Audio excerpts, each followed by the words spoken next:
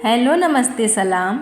मैं मुस्कान स्वागत करते हैं आपका आपके अपने चैनल मुस्कान सिंह रवि की साहित्यिक दुनिया में। आज जो कहानी हम आप सबके लिए लेकर आए हैं वह है तेनालीराम की कहानी मौत की सज़ा।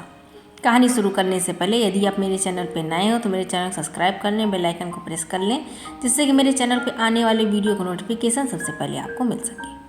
आइए शुरू करते हैं आज की अपनी कहानी।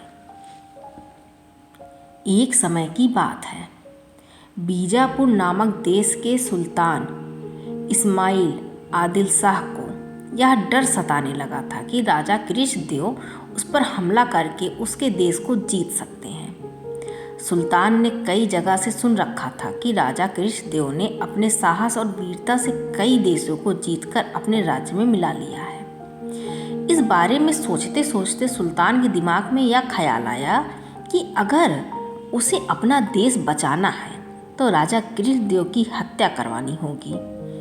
सुल्तान यह काम तेनालीराम के एक करीबी दोस्त कनक राजू को सौंपता है और उसे भारी इनाम देने का लालच भी देता है। इसके बाद कनक राजू राजा के हत्या की योजना बनाकर तेनालीराम से मिलने पहुंचता है।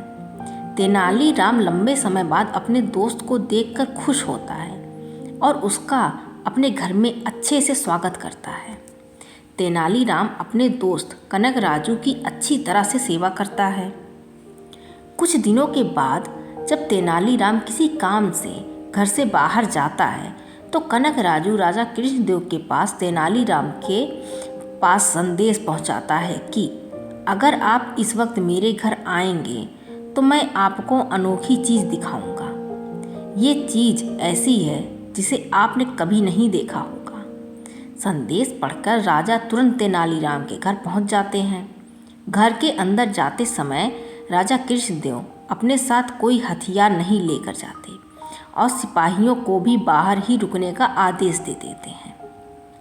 राजा के घर में घुसते ही कनक राजू उन पर छुरे से वार कर देता है, लेकिन राजा कृष्णदेव बड़ी ही चतुराई से कनक राजू के वार को रोक देते हैं और अपने सिपाहियों को आवाज़ लगाते हैं। राजा की आवाज़ सुनते ही अंगरक्षक वहां पहुंच जाते हैं और कनक राजू को पकड़कर उसकी हत्या कर देते हैं। राजा कृष्णदेव का कानून था कि राजा पर जानलेवा हमला करने वाले को जो आश्रय देता है उसे मृत्यु दंड की सज़ा सुनाई जाती है। इसलिए तेनालीराम को भी मौत की सज़ा सुनाई जाती है। मृत्यु दंड मिलने के बाद तेनालीराम राजा से माफ़ी मांगने की गुहार लगाता है, लेकिन राजा कृष्णदेव कहते हैं, तेनालीराम, मैं तुम्हारे लिए राज्य के नियम नहीं बदल सकता। तुमने उस व्यक्ति को अपने घर में रहने दिया जिसने मुझे मारने की कोशिश की थी। मैं तुम्हें क्षमा तो नहीं कर सकता, लेकिन तुम्हें किस तरह की मृत्यु चाहिए यह निर्णय मैं तुम पर छोड़ता हूँ। इतना सुनते ही तेनालीराम कहता है, महाराज, मुझे बुढ़ापे की मौत चाहिए। यह सुनकर सभी हैरान हो गए और राजा कृष्णदेव हंसते हुए कहते हैं, तेनालीराम, तुम अपनी समझदारी से फिर बच गए। इस कहानी से हमें यह सीख मिलती है कि चाहे जितनी बड़ी मुश्किल की घड़ी हो, लेकिन अगर समझदारी से काम लिया जाए तो हर समस्या का हल निकल सकता है। तेनालीराम ने भी ऐसा ही किया। सामने मौत नज़र आते हुए भी उसने दिमाग से काम लिया और अपनी जान बचाई। आज की कहानी बस इतनी सी। मिलते हैं अगली किसी कहानी के साथ। आपको कहानी कैसी लगी हमें कमेंट करके ज़रूर बताएं।